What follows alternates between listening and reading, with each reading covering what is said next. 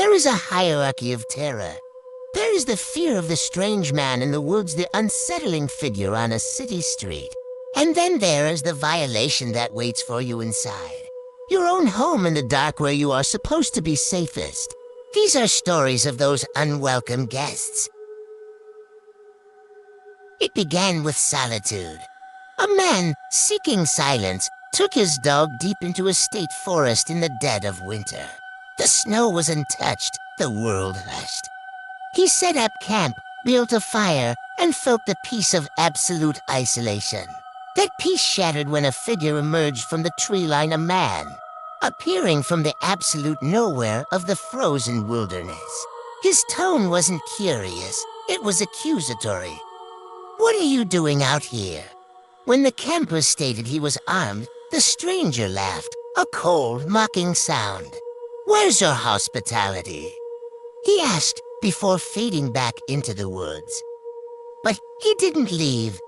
Hours later, in the pitch black, freezing tent, the camper and his dog heard footsteps approach. They stopped right outside the thin nylon wall. Someone stood there, shifting their weight in the snow, listening. The camper, gun in hand, announced his weapon. Only then did the footsteps retreat.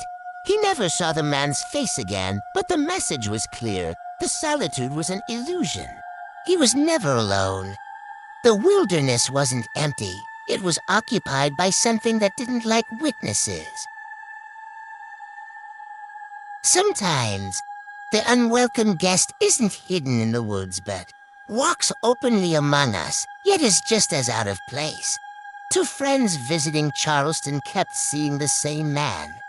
He was always in a crisp, clean wedding suit and bow tie with long black curly hair. He moved with a slow, detached shamble out of sync with the bustling crowds.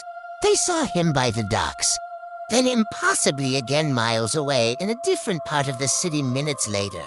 On their final night, in a thick crowd on a lively street, they saw him again.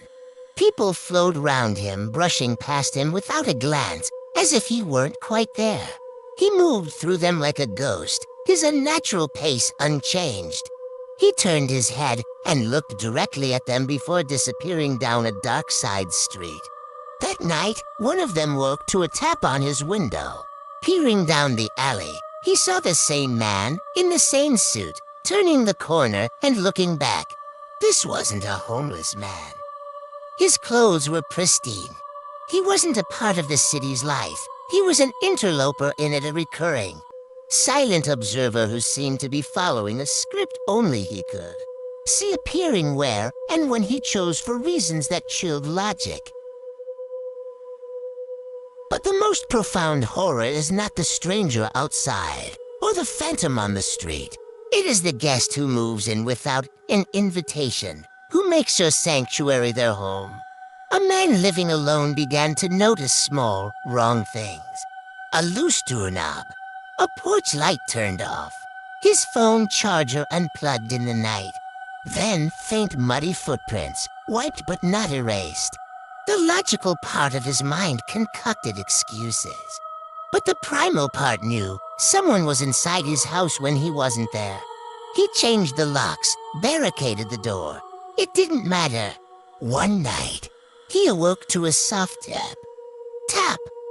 Tap on his locked bedroom door, the sound of fingertips testing the wood. The next morning, the new, unchipped lock was simply turned, unlocked from the inside. The police found no forced entry. The intruder was already in. The climax came in the dead of night. Seeing the basement door ajar, he peered down the stairs. At the bottom, backlit by faint light, was the outline of a man standing perfectly still, looking up. He fled and called the police. They found a man hiding behind the furnace. He had been living in the basement, using old insulation as a bed, feeding on his food, charging his phone on his outlet. He was arrested, silent and barefoot. The violation was absolute. But the true, soul-chilling evidence came days later.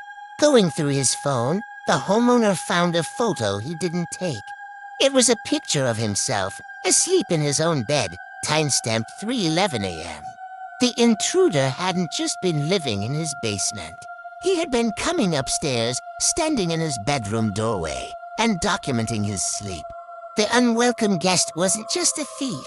He was a curator of intimacy, collecting moments of vulnerability in the one place his victim believed was sealed shut. 3 levels of intrusion. The man in the woods, who asserts ownership over the empty spaces. The suited man in the city who exists just outside the rules of reality, watching. And the man in the basement who doesn't need to break down your door because he has already learned how to live inside your life. In the dark spaces you never think to check, waiting for you to go to sleep so he can take a souvenir.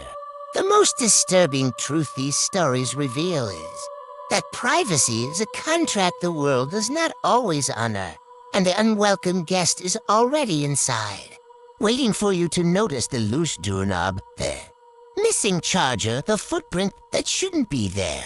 By then, it's often too late. He's already made himself at home.